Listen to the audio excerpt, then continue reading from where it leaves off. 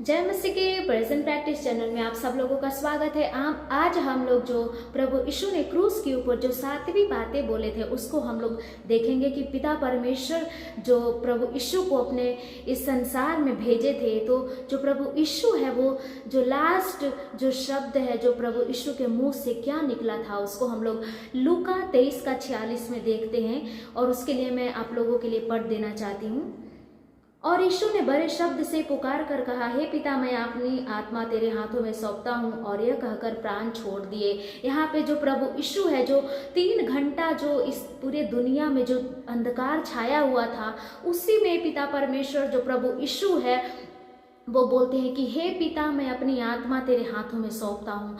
इससे हम लोग अच्छे से समझ जाते हैं कि यहाँ पे जो प्रभु यीशु है वो फुल रूप से एक इंसान भी थे और फुल रूप से गॉड भी थे, क्योंकि यहाँ पे जो प्रभु यीशु ऐसे बोलते हैं इसका मतलब है कि एक आज्ञाकारी जो बेटा होता है कि जो भी काम करता है अपने पापा से या अपने पेरेंट्स से पूछ कर ही करता है और जो भी काम करता है वो उनको बताता है। वैसे ही जो प्रभु यीशु है जो लास्ट शब्द जो पिता परमेश्वर को बोलते हैं कि हे पिता, मैं अपनी आत्मा तेरे हाथों में सौंपता हूँ। यहाँ पे हम लोग देखते हैं कि जब प्रभु यीशु को ऐसा फील हुआ था कि मेरे प्रभु ने, मेरा पिता ने मुझे छोड़ दिया, तो वहाँ पे क्या बोलते हैं कि हे मेरे परमेश्वर, तूने मुझे क्यों छोड़ दिया। वहाँ पे बोलते हैं परमेश्वर, मतलब जो आपकी इच्छा हो वो हमारे जीवन से पूरा होना है। लेकिन यहाँ पे पिता बोलते हैं, पिता मतलब एक पुत्र को प्रेम करने वाला पिता। यहाँ पे प्रभु यीशु को समझ में आ जाता है कि नहीं, मेरा पिता मुझसे इसीलिए प्रेम किया कि मैं इस संसार के लिए अपना प्राण दूँ। प्रभु यीशु को समझ में आ जाता है कि मैं इसीलिए तैयार किया गया हूँ मेमना, ताकि मैं बहुतों की छुड़ौतों के लिए अपना प्राण को दूँ। तो यहाँ पे जो प्रभु यीशु है, जितने भी लोग उनको सता रहे थे, क्लेश दे रहे थे, तो प्रभु यीशु जैसे बोलते हैं कि मेरे लिए जो गतसमनी बाग में जब लोग और यहूदा लोग आए यीशु मसीह को पकड़वाने के लिए, तो प्रभु यीशु बोलते हैं कि जो होना है वो होने दो, क्योंकि यदि मैं एक आज्ञा दूंगा तो मेरे लिए लाखों लाख स्वर्गदूत आ जाएंगे, लेकिन मुझे परमेश्वर की, मेरे पिता की इच्छा पूरा करना है।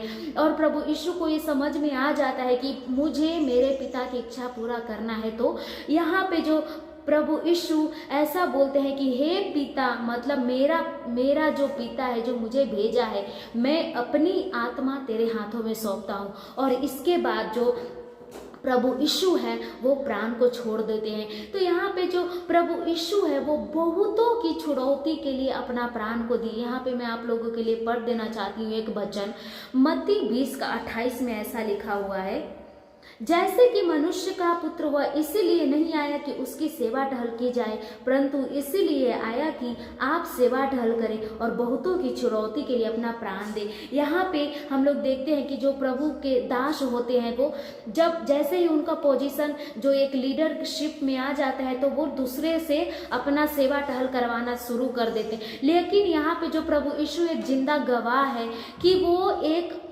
स्वर्गीय पिता हो करके भी, उनका एक बेटा हो करके भी वो इसीलिए नहीं आया कि अपना सेवा टहल करवाए, लेकिन इसीलिए आया कि वो आप सेवा टहल करें। और प्रभु यीशु इसी से सिखाते हैं हम सेवक लोगों को कि हमें दूसरे की सेवा टहल करना है, ना कि हमें खुद अपना सेवा टहल करवाना है। और यहाँ पे जैसे ही प्रभु यीशु जो चिल्ला करके और अपनी प्राण को छोड़ देते हैं, तो यहाँ पे देखते हैं कि एक बहुत बड़ा जो जहाँ पे प्रभु जो लोग यरूशलेम में और जहाँ कहीं भी इकट्ठा होकर के प्रे करते थे, तो वहाँ पे वहाँ पे एक पर्दा को दर्शाया गया है कि जैसे प्रभु यीशु चिल्लाते हैं, वैसे ही जो मंदिर का जो पर्दा है वो फट जाता है। और उस पर्दा को हम बताएंगे कि कितना फीट लंबा, कितना चौड़ा था, कि प्रभु यीशु का आवाज से वो क्या होता है कि मंदिर का जो पर्दा है वो फट जाता है। तो यहाँ पे हम लोग देखते हैं कि जो 60 फीट जो लंबा था वो जो पर्दा था और 30 फीट चौड़ा था, और हथेली हमारा जो जितना पाम जितना मोटा होता है उतना मोटा था जो पर्दा था।